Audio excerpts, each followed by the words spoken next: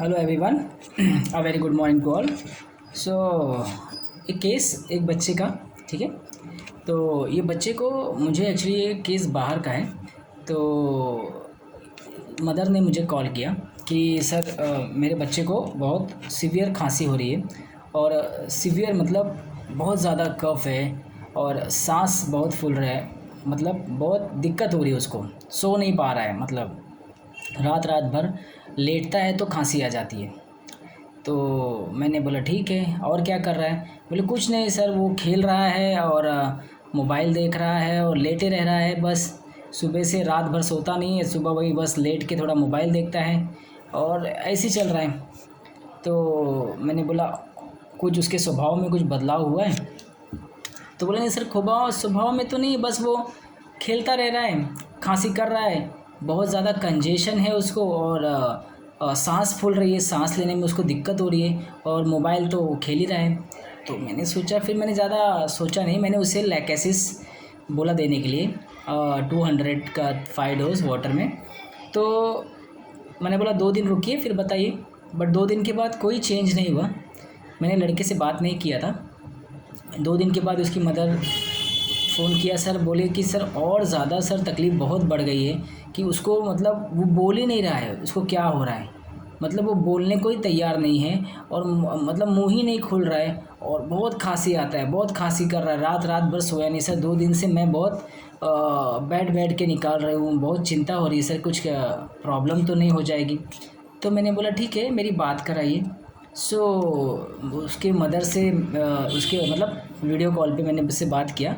तो चाइल्ड एकदम आराम से ऐसा बैठा है और मैं उसको पूछ रहा हूँ कि क्या दिक्कत हो रहा है बेटा, बोलो क्या प्रॉब्लम हो रही है आपको, क्या परेशानी हो रही है? तो मैंने फिर से उसको एक बार पूछा कि क्या दिक्कत हो रही है, तो कोई जवाब नहीं। तो मैं बस मुंडी हिला रहा है।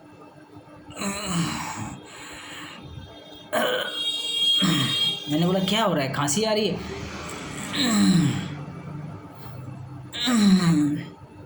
इस तरह से उसका एक्सप्रेशन, ठीक है। तो मैं बोला मुँह से बोलो क्या दिक्कत हो रही है।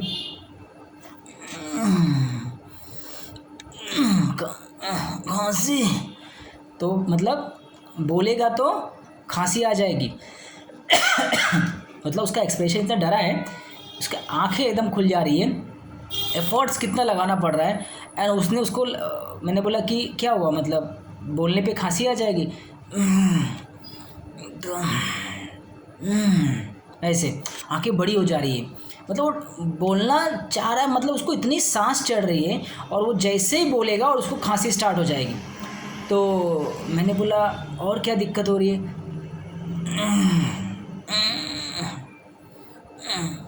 मेरा कुछ बोलना है इसके बारे में, क्या दिक्कत हो रही, गले में दर्द हो रहा है? तो हर बार मतलब वो बोल रहा है मगर वो मुंह नहीं खोल रहा है, अंदर से बोल रहा है कि हाँ दर्द हो रहा है, नोडिंग कर रहा है, ठीक है, हर बात पे।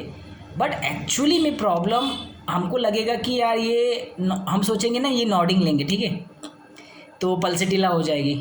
तो ये बार बार आंसर नॉडिंग में दे रहा है, क्या तकलीफ़ हो रही, मगर इसके पीछे का हमें वो मोटिव समझना पड़ेगा पेशेंट का कि आखिर पेशेंट ऐसा कर क्यों रहा है। देखो पल्सेटिला का नॉडिंग आउट ऑफ टिमिडिटी में होता है, टिमिडिटी बैशफुल में जाता है, ठीक है। तो उसकी वजह से क्या करता है कि बच्चा शर्माते हुए नॉडिंग में आ। यहाँ एक्चुअल में तकलीफ़ ये है कि अगर उसने मुंह खोला देन दो जो लिस्ट बोलना भी, उसको थोड़ा भी बोलना, उसको जो कफ लाएगा ना, वहाँ उसकी एक्सप्रेशन चेंज हो जा रही है। वो ना चाह के भी वो हार्मोनी को, वो चीज़ों को बैलेंस करके रख रहा है ताकि वो मुंह ना खोले। इसलिए माँ बोल रही है ना कि सर ये कुछ बोलता ही नहीं है, मैं कितना बोल रही हूँ, तो ये बोलता है ना, खांसी बहुत बढ़ जाती है इसकी। तो उसकी वजह से ये ना बोलता ही नहीं है कि इसको क्या चाहिए, खाना भी नहीं मांग रहा है, कुछ नहीं बोल रहा, बस खाली पड़ा है। अब तो मोबाइल भी नहीं खेल रहा है, सब कुछ बंद करके बस पड़ा है, रात को भी सोया नहीं, बैठ के पूरा रात निकाल दिया, लेटता है तो तुरंत इतनी खांसी आती है और बोलता तो है ही नहीं सर, 2 दिन से बोल ही नहीं रहा है, एकदम बंद कर दिया है। तो खाना भी मना कर दे रहा है। तो मैंने बोला ठीक है चलो कोई बात नहीं, मैं दवा देता हूँ, दवा देने के 5 डोज के बाद 3 घंटे में मेरे को बात कराना उससे, ठीक है, कि वो बात करता है कि नहीं। सो मैंने उसे 30 का उसको 5 डोज दिया, ठीक है, 30 पोटेंसी में वाटर में 10-10 मिनट्स के गैप में। और 3 घंटे बाद उसकी माँ ने फ़ोन किया। सो बच्चे को फ़ोन दिया तो मैंने पूछा तो कैसे हो, अच्छा लग रहा है सर, बहुत अच्छा लग रहा है। तो मेरा मोटिव क्या था कि बच्चा बोलना चाहिए, ठीक है। जब उसने ऐसा बोला ना कि अच्छा लग रहा है, वो मुंह खोल दिया, तो मैंने सोच लिया कि चलो मेडिसिन ने परफेक्टली मेडिसिन ने काम कर दिया है। बिकॉज इतना बोलने के बाद भी 4-5 मिनट मैंने उसका केस लिया and he not a single word वो बोला ही नहीं। उसके एक्सप्रेशन एकदम आंखें फट जाती, एकदम डरा हुआ जैसा कि मतलब बोला तो गया। इतना ज़्यादा उसको तकलीफ़ था बोलने में कि बोलने से उसके कफ इतना बढ़ जाएगा कि फिर उसका हालत ख़राब हो जाएगा, इसलिए वो बोल नहीं रहा है। तो वो चीज़ों को बचा के रख रहा है, तो उससे वो बिगड़ना नहीं चाहता है, ठीक है। तो जैसे उसने बोला कि सर एक स्माइल देके कि सर अभी अच्छा लग रहा है, मतलब अब मेरे को आराम लग रहा है, तो बस मैं समझ गया कि मुझे और कुछ नहीं सुनना था पेशेंट के कि कैसा लग रहा है, बस वो बात करना चाहिए था। तो 3 घंटे में उसने बात किया, कफ कम हो गया था, ब्रेथलेस जो बहुत सांस चढ़ रही थी वो कम हो गया था। तो नेक्स्ट डे मैंने बोला, तो नेक्स्ट डे फ़ोन आया मदर का, तो काफ़ी बेटर है, रात को अच्छे से सो गया, खांसी नहीं आई, 10% खांसी बची थी। धीरे धीरे करके उसको थोड़ा सा गले में थोड़ा सर्दी जैसा रहा, 3-4 दिन 5 दिन एकदम एब्सोल्युटली फाइन हो गया। जो ब्रीथलेस जो सीवियर कंडीशन था वो उससे कम आउट हो गया, पूरी तरह से निकल गया। पिछले 1 महीने से सफ़र कर रहा था। सिर्फ 30 के 5 डोज देने के बाद से 1 हफ्ता से उसको हल्का हल्का सर्दी का एहसास रहा, खांसी का, तो अभी वो ठीक है, एकदम कोई दिक्कत नहीं है। जो मेन कंप्लेन था वो ठीक है। तो पहला तो मैंने उसे लैकेसिस दिया था कि ये सोच के कि इतने तकलीफ़ में भी मोबाइल में गेम खेल रहा है, तो लैकेसिस मैंने उसको ये चूज़ किया, मगर लैकेसिस ने काम ही नहीं किया और वर्स्ट हो गया वो। तो जो थोड़ा बहुत खेल रहा था, बंद करा था, वो पूरी तरह से डिटोरिएट हो गया, अब पूरा बंद ही हो गया। अब उसके लिए बात करना बहुत डिफ़िकल्ट है। तो स्लाइट मूवमेंट, स्लाइट मोशन, ठीक है, पेशेंट को एग्रीवेट कर रहा है, ठीक है। तो आप समझिए कि इस केस में मैंने उसका एक्सप्रेशन जो देखा ना, डरा हुआ, कि बोला तो गया है, तो आंखें इतनी ये हो जाती कि मतलब बोला तो कफ आ जाएगा and it become very difficult to control, तो खांसी कंटिन्यूस चालू हो जाएगी। तो एक रूब्रिक है fear talking, list it bring on cough, ठीक है, fear talking, list it bring on cough. तो 2 ही मेडिसिन है, एक ब्राइनिया एक सिना। तो कफ आ जाएगा, इस डर की वजह से बोलता नहीं है। तो थोड़ा सा बोला ना तो कफिंग चालू हो जाएगा। बहुत पेशेंट करते हैं आपके क्लिनिक में, ठीक है, आपको लगता है ये आंसरिंग नॉडिंग है, ये है, एक्चुअली वो अपने बॉडी को और अपने इसको दिमाग को संतुलन, एक बैलेंस बना के रखते हैं कि मतलब अपने को इस टेबल में, मतलब यहाँ से बोलना नहीं, क्योंकि यहाँ से बोलेगा तो आपको सफ़र करना पड़ेगा। तो ये डिस्टर्ब एवर्स टू बीन है, वो एक पोजीशन पा लेते हैं, ठीक है, कि अपने को पता है कि बोलना नहीं, ये उसका एक कंफर्ट जोन बनाया उसने कि बोलूँगा नहीं, बोलूँगा तो मुझे सफ़र करना पड़ेगा, ठीक है। तो यहाँ fear talking, list it bring on cough, disturb avers to been, disturb में उसने कंफर्ट पोजीशन हासिल किया है, जहाँ वो बोल नहीं रहा है तो कफ ठीक है, बोला तो डिस्टर्ब जो पूरा तरह से डिस्टर्ब हो जाएगा एंड वो क्या हो जाएगा, कफ में कन्वर्ट हो जाएगा।